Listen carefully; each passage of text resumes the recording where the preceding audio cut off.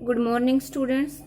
Today we have to read from page number 44, 4.3 Stalinism and collectivization. Stalinwad और सामूहिकरण.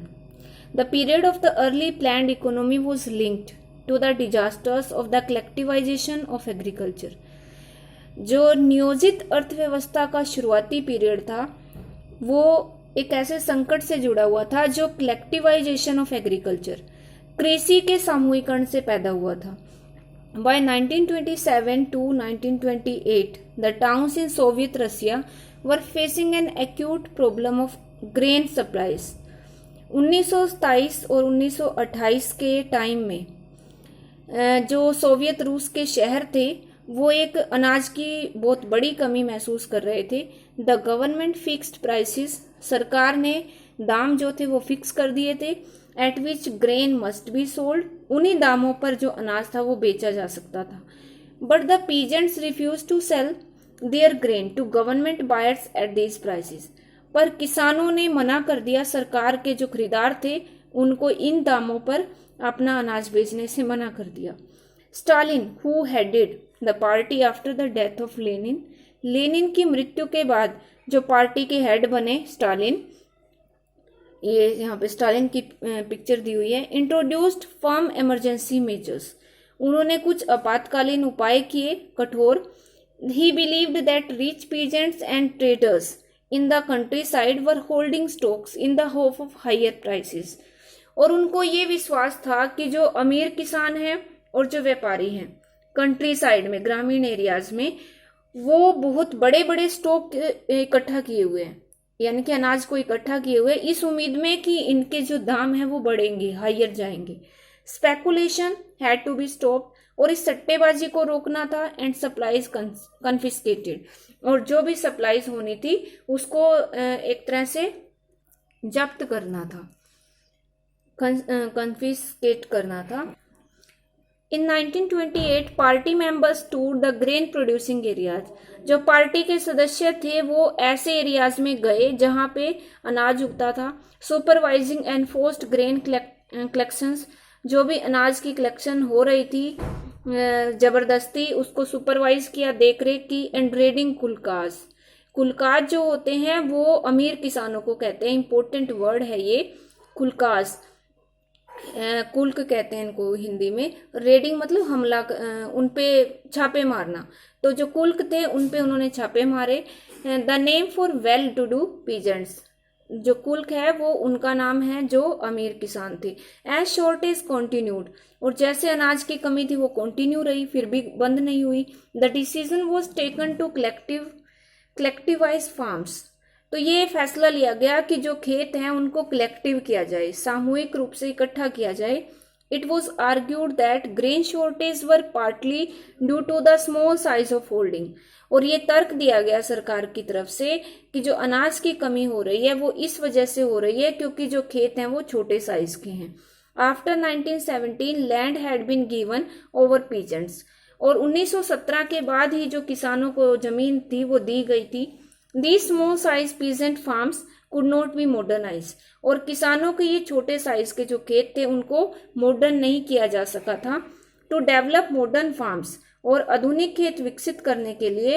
And run them along industrial lines, और उनको साथ साथ औद्योगिक रूप से या औद्योगिक या औद्योगिक जैसे खेती होती है उस वे से मशीनरी के साथ, मशीनों के साथ चलाने के लिए. It was necessary to eliminate kulaks, ये जरूरी था कि जो कुल्क थे उनको हटाया जाए. Take away land from peasants, और किसानों से जमीन ली जाए वापस. And establish state controlled large farm, और ऐसे बड़े बड़े खेत विकसित किए जाएं जिसके ऊपर स्टेट का यानी कि राज्य सरकार का या जो सरकार थी उस टाइम उसका नियंत्रण हो, उसका कंट्रोल हो. वट फॉलोड वो स्टालिन्स कलेक्टिवाइजेशन प्रोग्राम, और इसी से स्टालिन का सामूहिकरण का कार्यक्रम शुरू हुआ. From 1929 the party forced all peasants to cultivate in collective farms, और 1929 से पार्टी ने किसानों को मजबूर किया कि अब वो कलेक्टिव फार्म में ही खेती करें, सामूहिक खेती करें, जिसको कोलखोज कहा जाता था. ये भी इंपॉर्टेंट वर्ड है कोलखोज. द बल्क ऑफ लैंड, ज्यादातर जमीन, एंड इम्प्लीमेंट्स, और जो भी औजार उसमें यूज होते हैं वो सब, were transfer to the ownership of collective farms. अब उनको सामूहिक खेतों का जो ओनरशिप था या जो स्वामित्व था उसको ट्रांसफर कर दिया गया। यानी कि अब एक किसान को जमीन और इम्प्लीमेंट नहीं दिए गए बल्कि सामूहिक रूप से दिए गए। Peasants worked on the land, किसानों ने खेतों पर काम किया।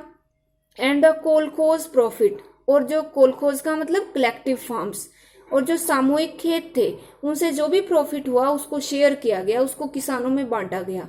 एंड रेस्ड पीजेंट्स रेसिस्टेड, और जो गुस्से से भरे हुए किसान थे उन्होंने विरोध किया, वो नाराज थे सरकार से, the authorities, and destroyed their life stock, और अपना विरोध जताने के लिए उन्होंने अपने जानवरों को, अपने पशुओं को डेस्ट्रॉय करना, खत्म करना शुरू कर दिया। Between 1929 and 1931 the number of cattle fell by 1/3। 1929 से लेकर 1931 के बीच में जो पशुओं की संख्या थी वो 1/3 कम हो गई। Those who resisted collectivisation were severely punished, और जो इस कलेक्टिवाइजेशन या सामूहिकरण का विरोध कर रहे थे उनको बहुत कठोरता से सजा दी गई।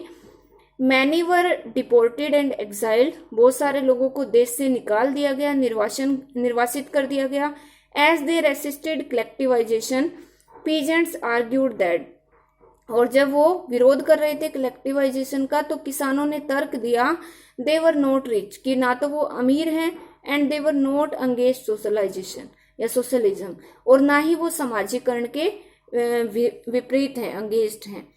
दे merely did not want to work in collective farms for a variety of reasons, बहुत सारे कारणों से वो कलेक्टिव फार्म पे खेती करना नहीं चाहते, ये उन्होंने कहा किसानों ने।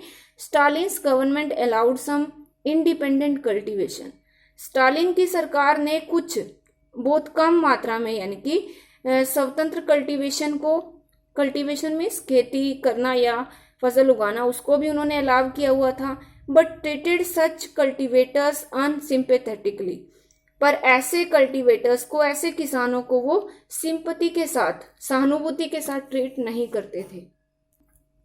In spite of collectivization, production did not increase immediately. In spite of collectivization, इस सामूहिकरण की बजाय या सामूहिकरण के बावजूद जो उत्पादन था, प्रोडक्शन था, वो तुरंत ही नहीं बढ़ा। In fact, the bad harvest of 1932-1933 led to one of most devastating famines in Soviet history when over 4 million died.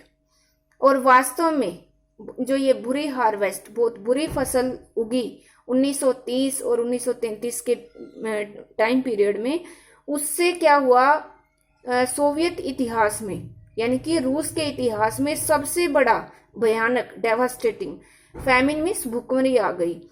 और जब व्हेन ओवर 4 मिलियन डाइड, जब 4 मिलियन से भी ज्यादा यानी कि 40 लाख लोगों से भी ज्यादा लोगों की डेथ हो गई, मृत्यु हो गई।